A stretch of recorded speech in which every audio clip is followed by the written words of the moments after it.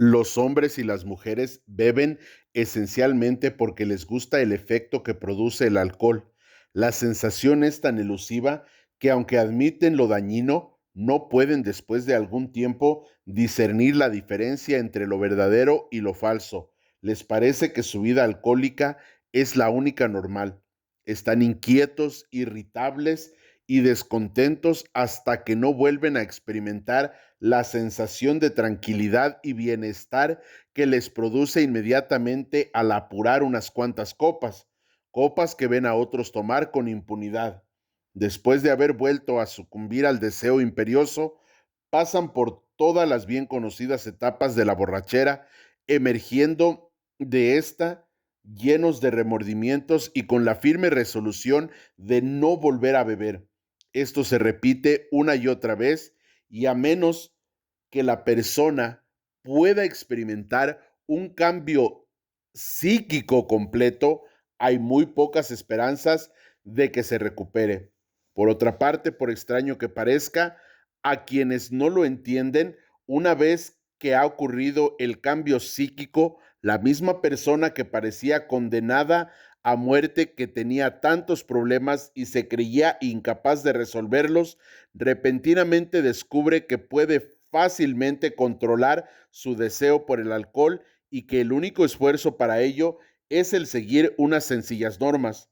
Algunos individuos han recurrido a mí, presas de la desesperación, y me han dicho con sinceridad: doctor, no puedo seguir así, tengo la vida por delante, necesito parar, pero no puedo, usted tiene que ayudarme.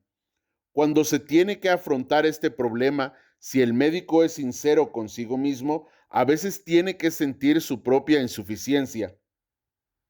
A pesar que de todo lo que pueda dar, con frecuencia no basta.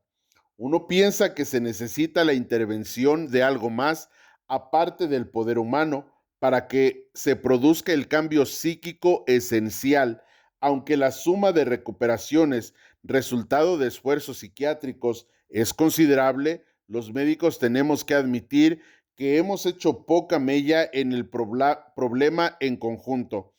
Hay muchos tipos que no responden al enfoque psicológico ordinario.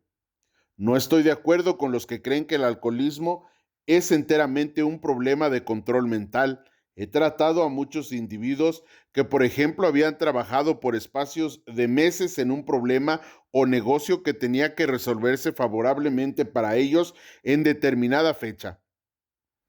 Se habían bebido una copa 1 o 2 días antes de esa fecha y el fenómeno del deseo imperioso había adquirido una preponderancia inmediata sobre los demás intereses y por lo tanto no habían cumplido con aquel compromiso tan importante. Estos individuos no bebían para escapar, estaban bebiendo para aplacar un deseo imperioso que estaba más allá de su control mental. Hay muchas situaciones motivadas por el fenómeno del deseo imperioso que impulsan a los hombres a consumar el supremo sacrificio en vez de seguir luchando. La clasificación de los alcohólicos parece sumamente difícil y el tratar de hacerla con detalle está fuera de los propósitos de este libro. Existe, por ejemplo, el psicópata mentalmente desequilibrado. Todos estamos familiarizados con este tipo, el que constantemente está diciendo que va a dejar de beber para siempre. Siente un arrepentimiento exagerado y hace muchas resoluciones, pero nunca toma una decisión. Existe el individuo que no está dispuesto a admitir que no puede beber ni una copa, planea distintas maneras de beber y cambia de marca o de lugar. Tenemos el que cree que después de un periodo de haber estado sin beber, puede hacerlo sin peligro. También tenemos el maníaco depresivo. Tal vez este sea el que menos pueden comprender sus amigos, acerca del cual puede escribirse todo un capítulo.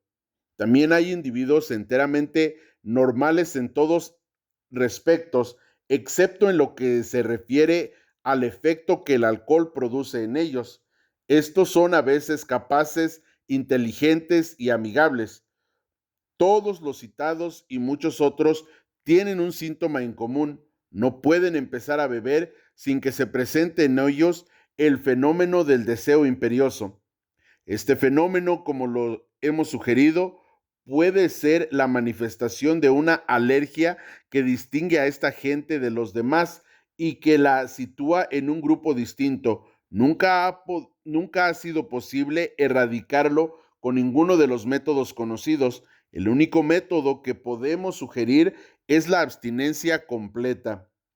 Esto nos precipita inmediatamente en un caldero hirviente de discusiones. Mucho se ha dicho y escrito a favor y en contra, pero la opinión generalizada entre los médicos parece ser que la mayoría de los alcohólicos crónicos no tienen remedio.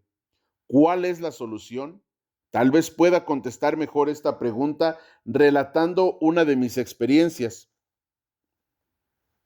Como un año antes de tener esta experiencia, trajeron a un individuo para que tratara su alcoholismo crónico. Se había recuperado parcialmente de una hemorragia gástrica y parecía ser un caso de deterioro mental patológico. Había perdido todo lo que valía la pena en la vida y solamente vivía para beber. Admitió francamente y lo creía que no había remedio para él.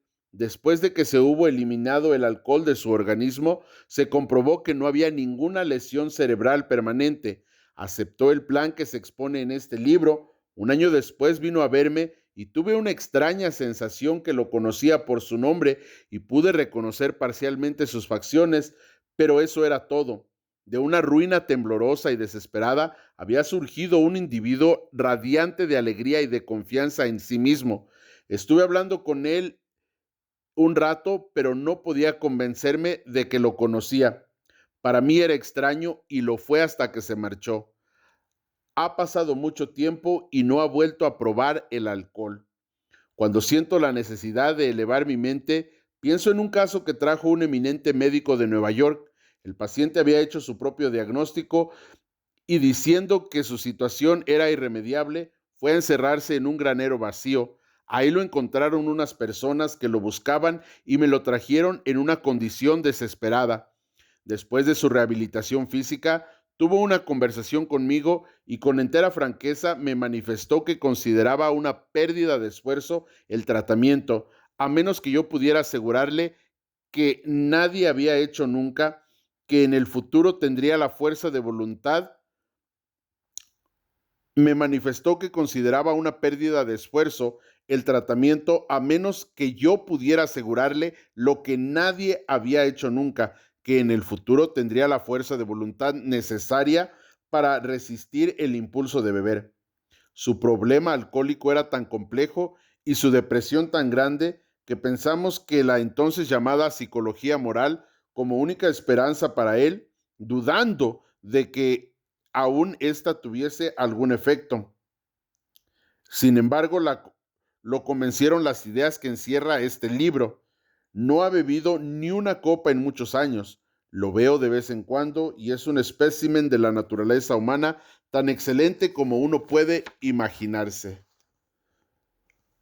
Aconsejo muy seriamente a todo alcohólico que lea con atención este libro. Es posible que a primera vista lo tome como objeto de burlas, pero quizás después se quede meditando y eleve una oración.